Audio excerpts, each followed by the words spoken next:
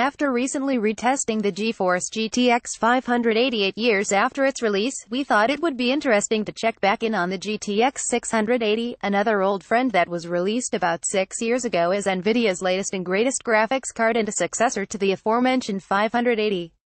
Before we get to the tests and game benchmarks, let's quickly recap the specs on a little history about the architecture this card is based on. For those of you not interested in the trip down memory lane, at least you can enjoy images of the graphics card in question as you scroll by.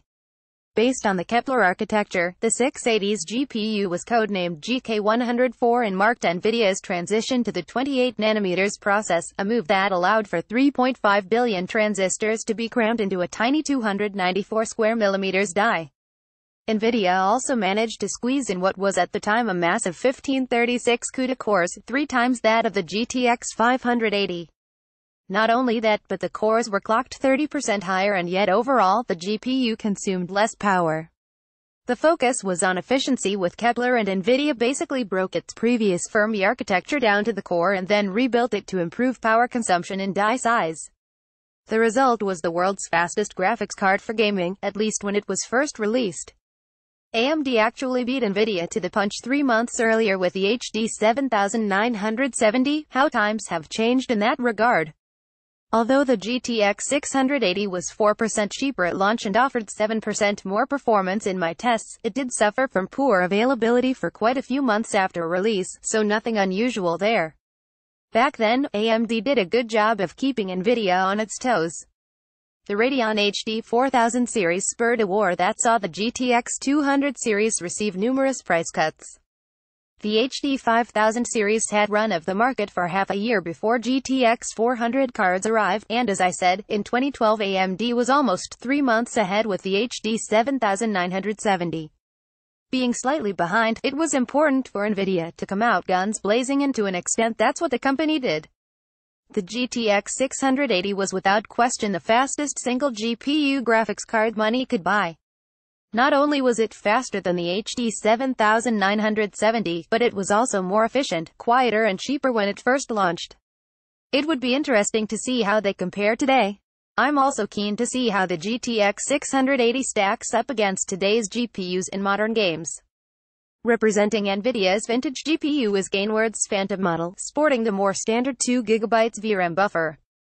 All benchmarking has been conducted on our GPU test rig, which is comprised of a Core i7-8700K clocked at 5 GHz and 32 GB of DDR4-3200 memory. Let's see how the GTX 680 stacks up today. Benchmarks when using the Ultra Quality preset at 1080p. The GTX 680 is actually slower than the Radeon HD 7950, though it was a whopping 81% faster than the GTX 580. No doubt the slightly larger memory buffer is helping to improve things here.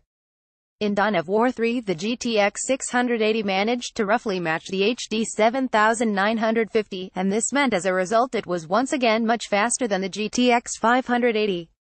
The 1% low result was also respectable, and clearly 2 GB is the minimum frame buffer size you can get away with in this title when using the medium quality settings, so no real surprises there. The GTX 680 does extremely well in Dirt 4, taking the top spot on our graph with an impressive 116 FPS on average when using the medium quality preset, or 12% faster than the HD 7950 and 81% faster than the GTX 580. Moving on, For Honor shows strong performance from the GTX 680 as it again takes the top spot, being 25% faster than the HD 7950 and 60% faster than the GTX 580. Performance in Ghost Recon Wildlands was decent as the GTX 680 roughly matched the GTX 1050 and was 20% faster than the HD 7950 while being more than twice as fast as the GTX 580. Although we are only using the low-quality settings, the game is still very heavy on VRAM usage, almost maxing out the 2 GB buffer in our test. Using the medium-quality settings in Mass Effect Andromeda, performance was quite solid as the GTX 680 allowed for an average of 70 FPS, though it was slower than the GTX 1050 Ti and only slightly faster than the HD 7950. Moving on to Prey. Using the high-quality preset, you really need a 4GB frame buffer in this title, and with the GTX 680 almost all of the textures were missing, leaving us with blurry surfaces. Still, overall the performance was good and the game ran smoothly despite the missing textures.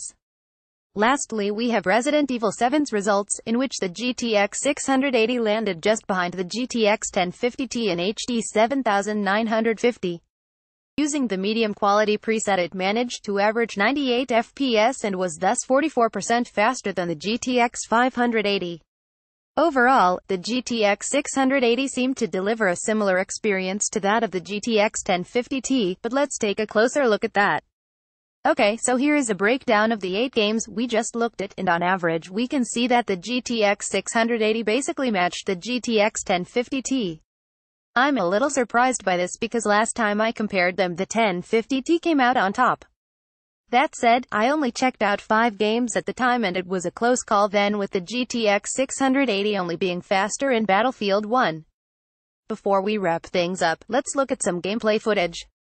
Gameplay footage. First up, I played a few rounds of Rainbow Six Siege and found on average that the GTX 680 was good for over 100 FPS when using the medium quality settings at 1080p. The frame time performance was also excellent, enabling smooth gameplay that allowed even a novice like me to get a few decent shots in. Overall, it was a great experience and you could still have a lot of fun in this title with the GTX 680.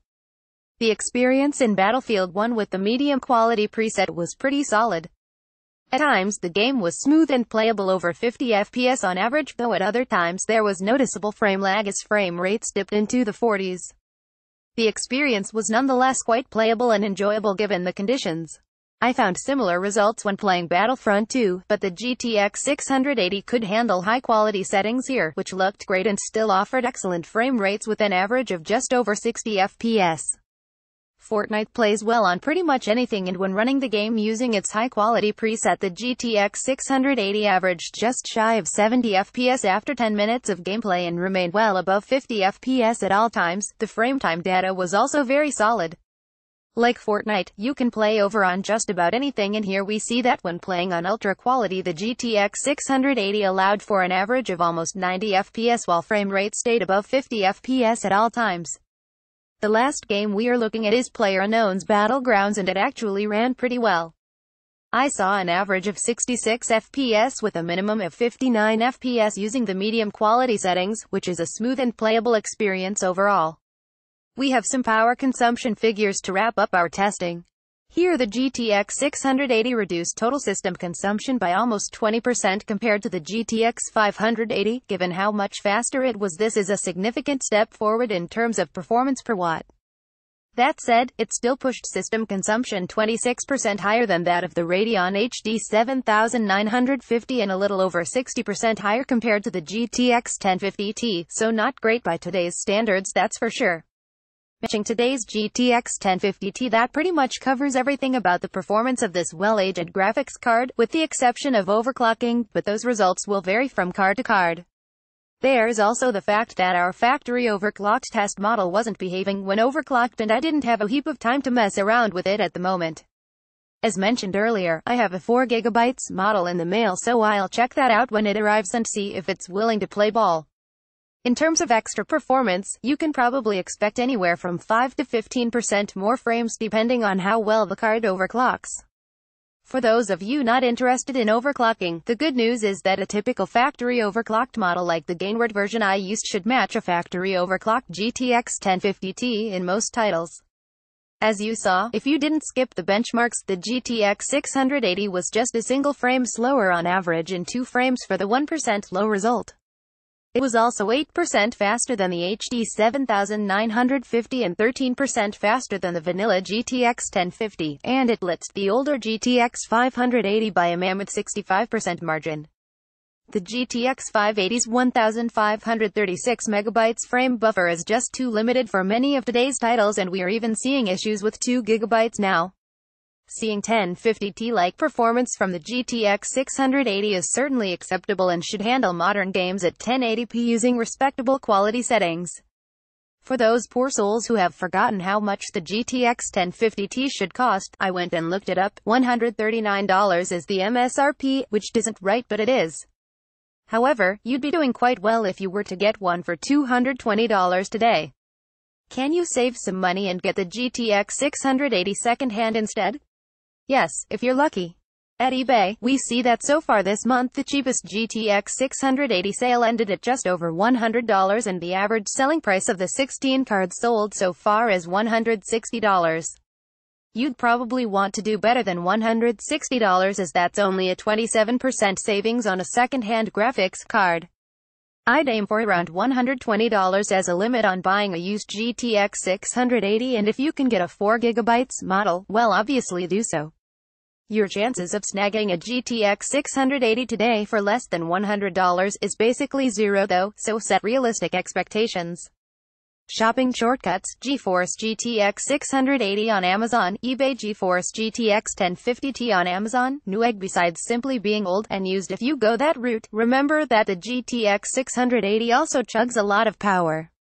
The GTX 1050 by comparison runs much cooler, quieter, and it won't ravage your power supply like an FX 9590 trying to keep up with one of AMD's new EPUs. The smaller VRAM buffer might also be an issue at times unless you manage to get your hands on a 4GB GTX 680, which also isn't going to be easy.